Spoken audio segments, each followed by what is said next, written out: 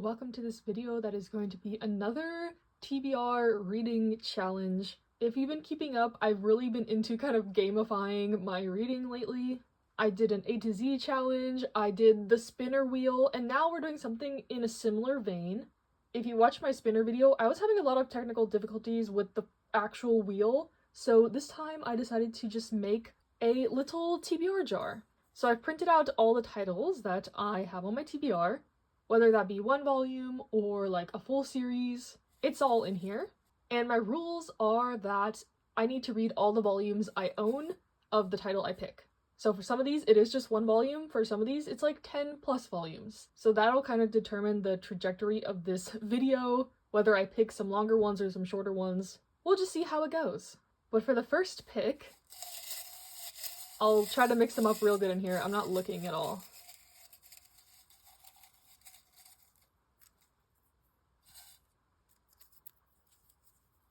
Okay, we got The Summer Hikaru Died. I'm like one volume behind on this, so if I know it's only like a couple volumes, I'll pick multiple so I can have like a little bit of a TBR to choose from. Okay, and then we got Spacewalking with You. This is a new volume 1 to my collection. Actually really excited to read this.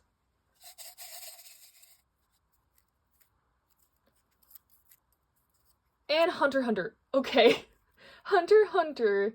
I've read up to the election arc, but I've really been wanting to reread the full series, so we'll see. We'll see. Like, I might be working on this in the background of this whole video. Or I'll just read past the election arc. We'll see. Okay. We got some easy ones, and then like a slightly harder one, potentially, to start with. Okay, I finished a couple volumes, including volume 1 of Spacewalking with You, and this volume was so cute. Basically, we have this new transfer student that comes to the class, and immediately the other students notice that he's a little bit different.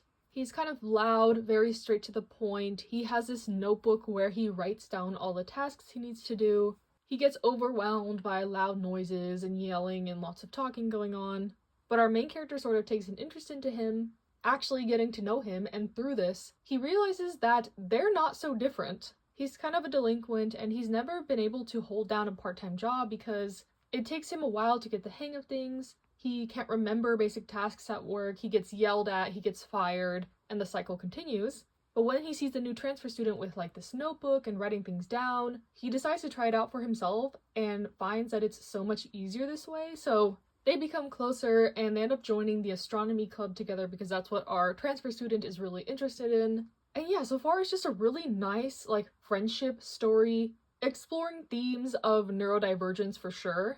They haven't said concretely what is going on with both of these characters, but I think it was really interesting and a great start to a series. I went into this one pretty blind. I just knew it had won a lot of awards last year. It's kind of highly acclaimed, so glad Kodansha picked this one up and that I was able to read the first volume. Then I continued The Summer Hikaru Died, volume 2. That's all I had. Because I wanted to take this one kind of one volume at a time. I typically don't read horror, so I didn't know how I would feel about how the story continued, and I'm still continuing to like it. It's not so much horror in my opinion, but more like ominous, creepy vibes. This one is about our main character whose best friend goes missing in the mountains, presumably passed away, but all of a sudden his best friend comes back, but he's a little bit off. And come to find out that something has kind of possessed his best friend's body, but has retained all his memories, so it's very kind of confusing for our main character, because he knows he should not be getting close to this thing that's possessed his friend, but it looks like his friend, walks like his friend, talks like his friend, has his memories, so yeah, our main character is very conflicted about how to deal with this. He's been warned by others that it's a bad idea to get mixed up with this, and that internal conflict kind of continues in this one as well. He just can't help that he is still being drawn to this thing or this person or whoever has possessed his friend. So yeah, definitely think I'm going to continue with this one. I'm still intrigued, I'm not too freaked out, and I'm curious to see how the story will progress. I'm still deciding what to do about Hunter x Hunter, but let's pick some more for now. We have I Was Reincarnated as Villainess in an Ultimate Game, but the boys love me anyway. I think I'm one volume behind on this. She Loves to Cook and She Loves to Eat. I'm also one volume behind on this one. Perfect for Pride. It is June when I'm filming this. And Agents of the Four Seasons, another volume 1 that I have. So far, not bad, not like huge reading chunks. Okay, hello, I have read my next chunk of things, starting with volume 5 of She Loves to Cook and She Loves to Eat. This continues to be such a good girls' love series about these two neighbors who end up befriending each other through food. One really loves to cook, and one is kind of willing to eat any of her creations, any of the excess that she ends up with, etc. And as they grow closer through this, obviously romantic feelings develop. And this one feels very realistic. There are a lot of discussions about like LGBT plus life in Japan. In this one in particular, their apartment hunting talks about the discrimination same-sex couples experience with that. So yeah, I think this one is really insightful. I really enjoy it. The author is also very vocal about like LGBT plus issues in Japan. So while it does have heavy moments, overall I think it is a really nice manga. Then I read volume 1 of Agents of the Four Seasons. I know this is also a light novel and people were really excited when it was coming out, but unfortunately, this manga didn't quite work for me. Basically, each of the seasons in this world are kind of personified. They're called the Agents of the Four Seasons, and our main character is the spring season. And for some reason, spring hasn't come for 10 years, so now she's kind of setting out to bring spring back to the land.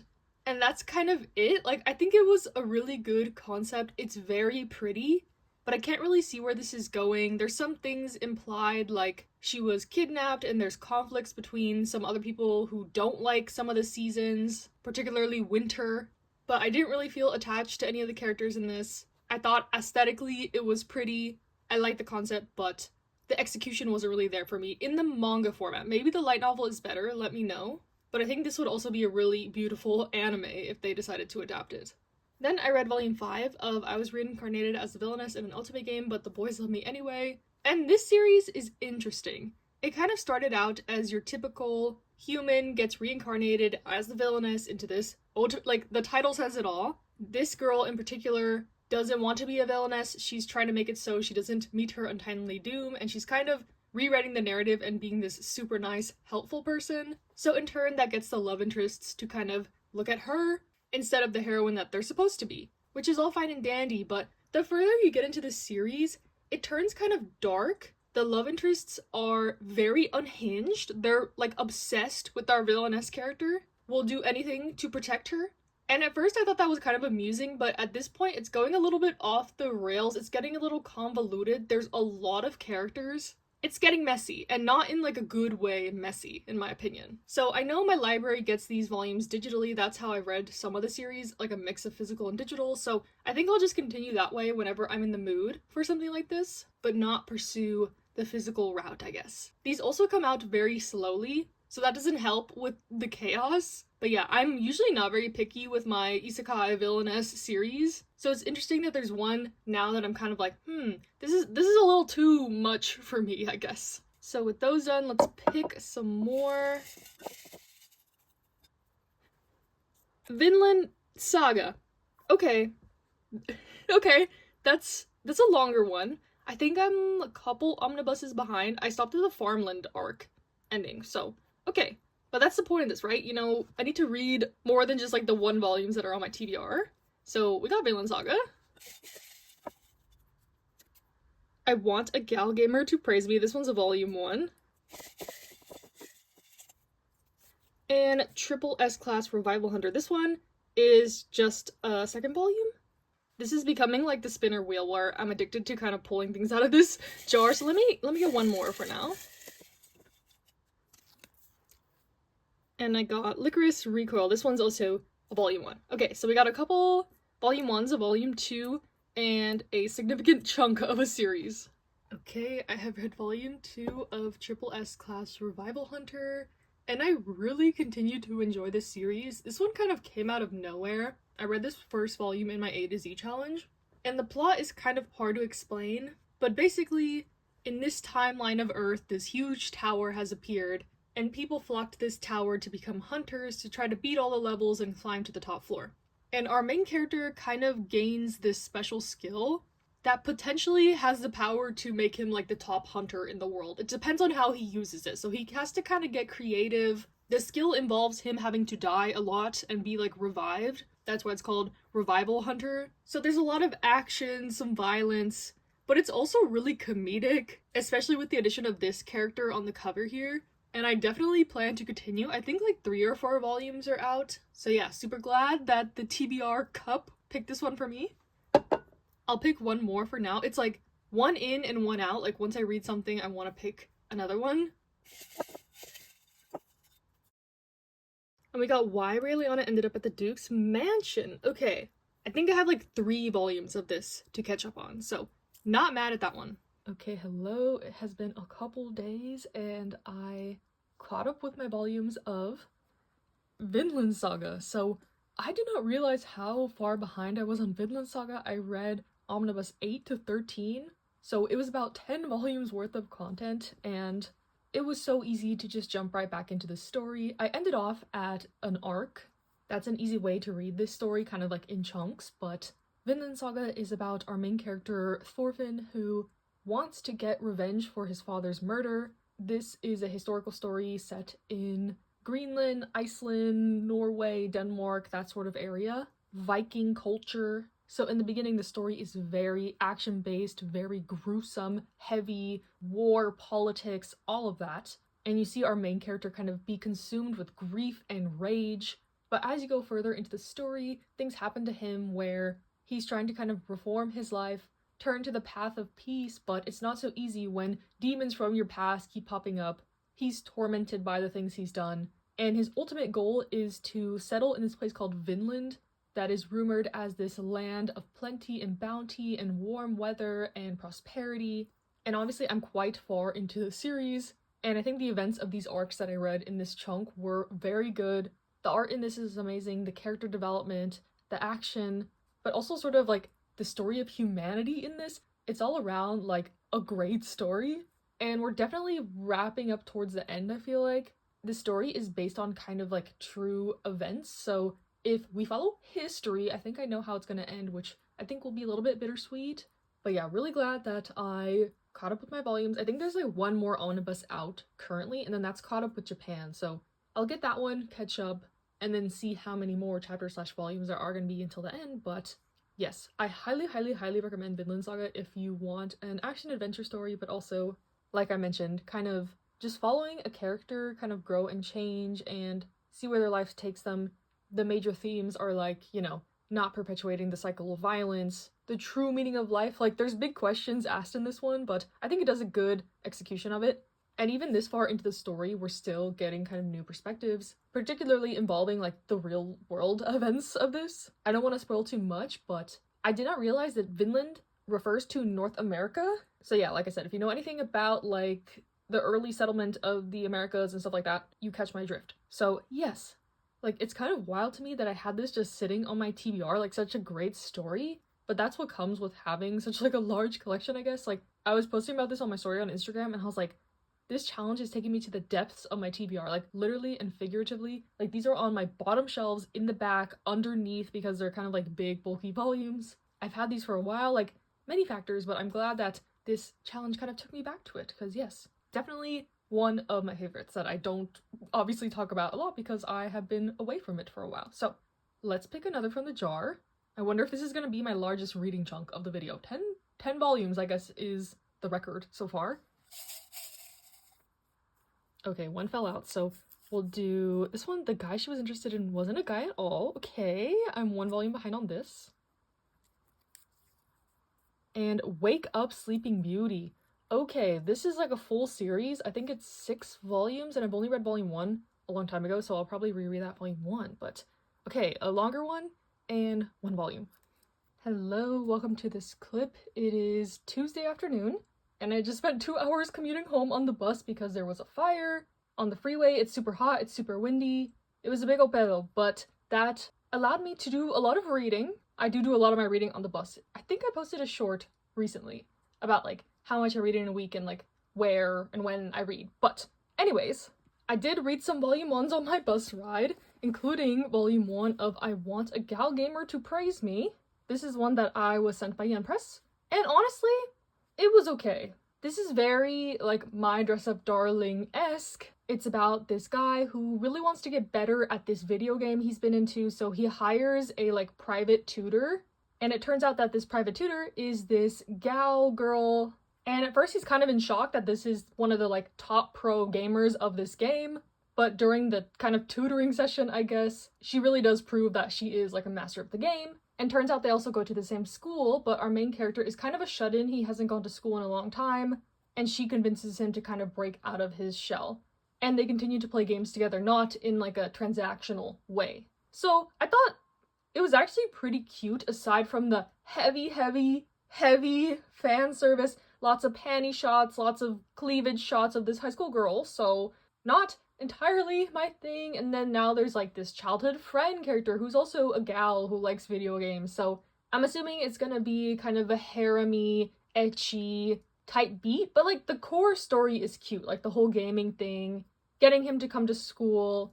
They're gonna try to start a video game club at the school so he enjoys being at school more. Like, there's some wholesome elements that didn't like entirely turn me off from this one, even though I do not plan to continue, I don't think.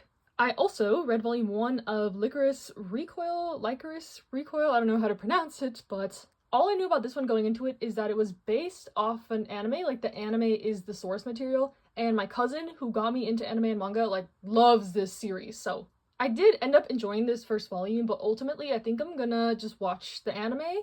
I usually do like to read kind of the original or source material, or watch it in this case, but the premise is about these young girls who are kind of these secret soldiers for the government, and the shtick is like they're inconspicuous because they're these high school girls. You would never think they were these like trained assassin, military, badass, warrior, kind of, you know, that sort of vibe.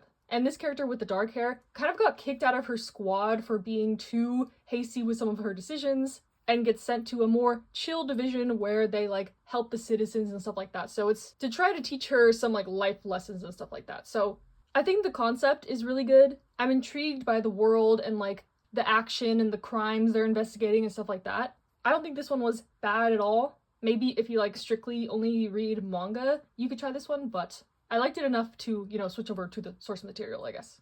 Then continuing some series, I read volume 2 of The Guy She Was Interested In Wasn't a Guy at All. And this series continues to be just so cute. The art is gorgeous, like the aesthetics of this are amazing. It deserves all the hype that it's getting, in my opinion. It's about this girl in high school who kind of stumbles upon this rundown CD shop and instantly falls for the cashier, who she thinks is this like super hot mysterious guy. But turns out this hot mysterious guy is actually her female classmate, who is sort of mousy. She has glasses, she flies under the radar at school, but at the CD shop where she works, she dresses very cool, very alternatively, so this starts their sort of friendship slash relationship, because this character here, like, she kind of likes rock music, alternative music, and she can't really relate to any of her friends about that, so now she's found someone who has the same music taste as her, and having the same music taste as someone can be a very powerful thing, so I heavily relate to this one, and I can't wait to read more of it. I think we're only out with volume 3 in Japan, so we're quite, like, current with it, but I am highly enjoying my time with the series so far. And then I also caught up with Why Riana Ended Up at the Duke's Mansion. I read volumes 5, 6, and 7. And if you remember some of my previous reviews, I was kind of having mixed opinions on this one. Like, it wasn't bad, but it wasn't amazing. So I was a bit lukewarm with it, and it's definitely getting better. This one is about our main character who is isekai'd into this world as this side character who is destined to die, and to kind of change her fate, she strikes up a deal with this Duke character by giving him, like, mysterious advice on things that are gonna happen, like, within politics and stuff like that, because she's read this story. And at first he's kind of suspicious, but he doesn't question it. His motives are a little morally gray, but so are hers, so they're kind of a good match in my opinion. And I like that aspect. And as you go along with, like, the story being messed up, because obviously he is supposed to be with this other girl, so things are kind of getting messed up with the timeline and stuff like that. My criticism with the series is it feels like a little bit disjointed, like things will happen and then suddenly we'll move on, or like she wakes up and it's the next day and we're kind of like, what? Like, it's a little bit jarring to me. But finally in this like volume 7, things are starting to come together, secrets are revealed, so I can kind of forgive some of the messiness from before, and hopefully that trend continues where things click into place, it gets resolved nicely, because I think this is only a 9-volume series, so we're nearing the end. I will read it to the end because I'm curious to see how it wraps up. But there's just like some little things about this series that make it not like a top fave for me. So yeah, now I just need to read Wake Up Sleeping Beauty and Hunter x Hunter. So I think I'm gonna pick one more for the video. I'm going on a business trip for 5 days starting tomorrow, so I'm not sure how quickly I'll get to these, but we have The Alchemist Who Survived Now Dreams of a Quiet City Life. This is another Yen Press Volume 1. And since it's just one volume, let's pick another. This is another Yen Press Volume 1. A lot of these are Volume 1s from my Yen Press stash. So, The Reformation of the World is overseen by a realist Stephen King. Okay, I'm gonna keep picking until it's like not a Volume 1.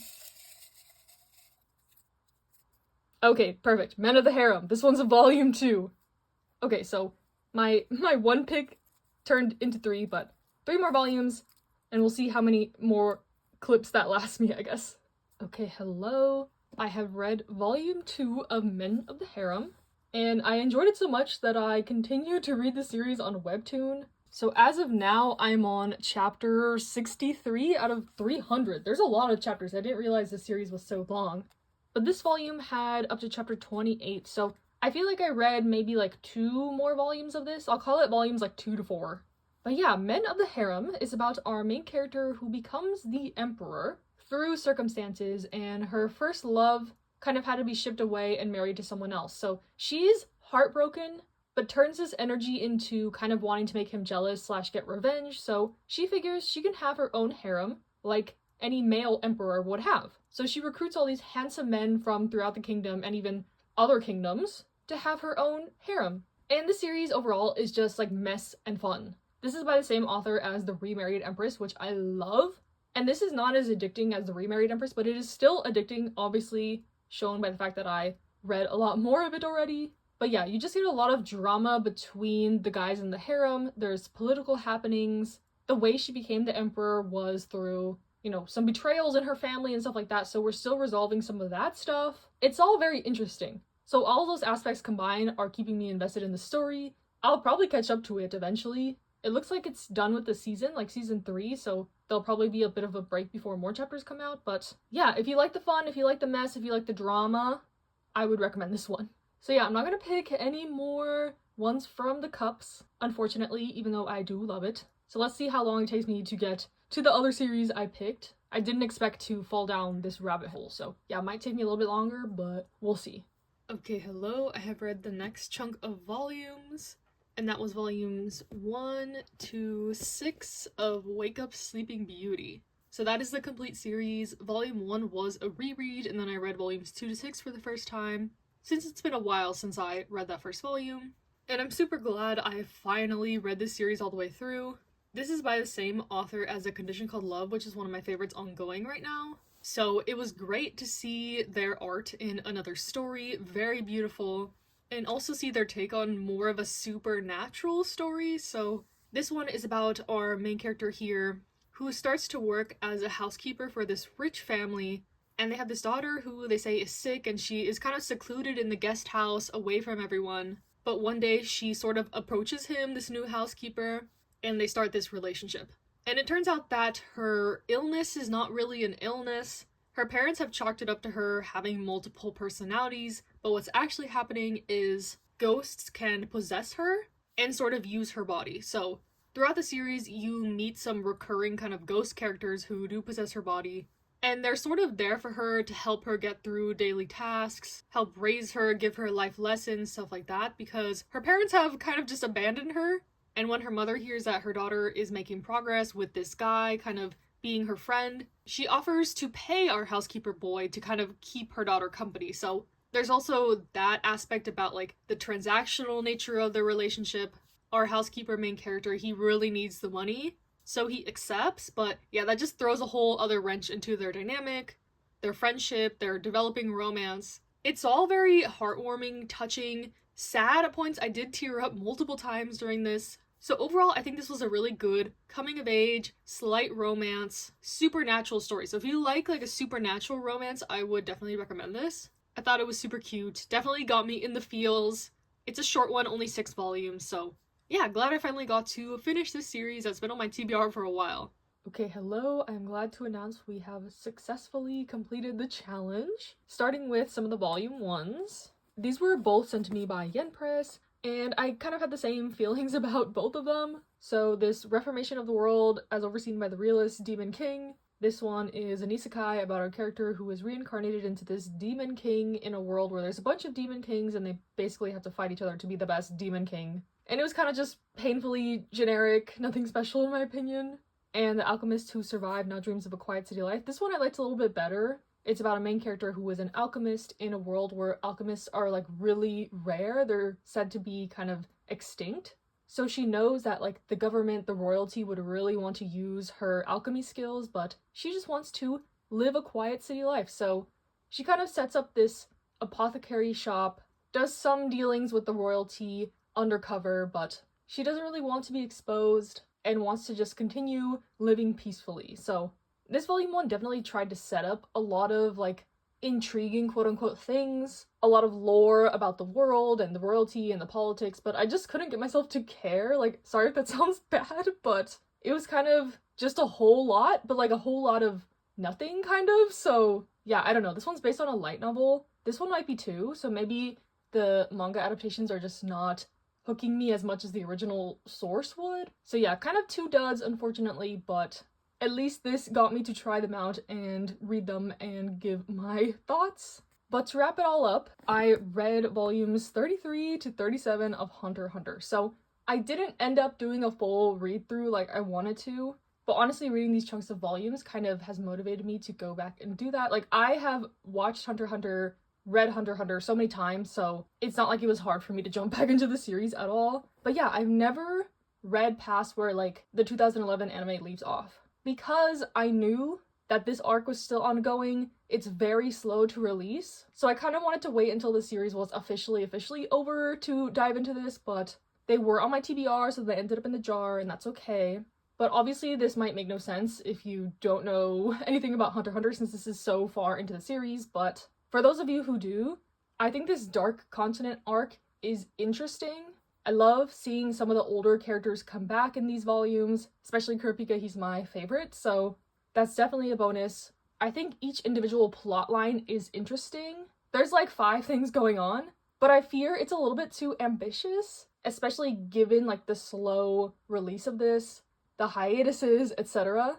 Like, I feel like this could be something amazing, but I'm not sure if Togashi has the ability to, you know, see it through to the end, which is unfortunate. But yeah, I'm definitely intrigued by this arc. I like the storylines. It's getting a little convoluted. Like, you thought we were exposed to how Nen works in the first like 32 volumes? No, this is a whole other level. There's so many complex mechanisms, new like ways people are using Nen beasts, Nen that activates after you pass away, like just so much more lore about Nen and the world. And like that's the whole point, right? Because the Dark Continent is like, you know, their world is like this, and then the unexplored world is like this. So the concept is that there's so much unknown out there.